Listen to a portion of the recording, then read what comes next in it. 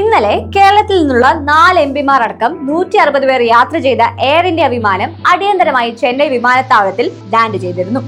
റഡാറുമായുള്ള ബന്ധത്തിൽ തകരാർ നേരിട്ടതിനെ തുടർന്നായിരുന്നു അടിയന്തര ലാൻഡിംഗ് വേണ്ടി വന്നത്.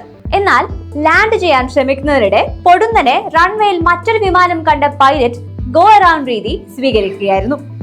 എന്താണ് ഗോ അറൗണ്ട്?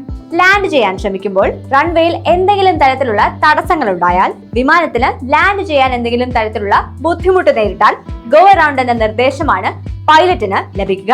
എളുപ്പത്തിൽ പറഞ്ഞാൽ മറ്റൊരു ടേക്ക് ഓഫിനെയാണ് ഗോ അറൗണ്ട് എന്നതുകൊണ്ട് അർത്ഥമാക്കുന്നത്.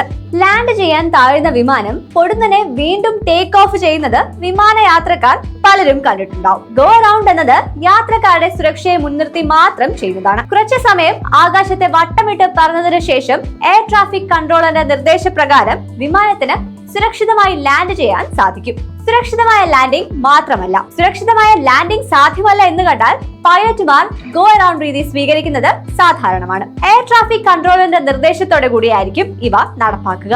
അപകടങ്ങൾ ഒഴിവാക്കാൻ ഗോ അറൗണ്ട് സഹായിക്കും.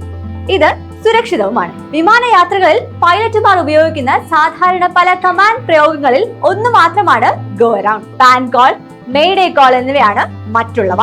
വൈമാനികരും നാവികരും ഉപയോഗിക്കുന്ന രാജ്യാന്തര റേഡിയോ അടിയന്തര സിഗ്നലാണ് പാൻ ജാഗ്രതാ നിർദ്ദേശം. വിമാനത്തിനോ ജീവനോ ഉടനടി ഭീഷണിയില്ലാത്ത, എന്നാൽ പെട്ടെന്ന് ശ്രദ്ധ ആവശ്യവുമുള്ള ഗുരുതരമായ പ്രശ്നങ്ങൾ നേരിടുമ്പോഴാണ് പൈലറ്റുമാർ ഈ സിഗ്നൽ ഉപയോഗിക്കുന്നത്.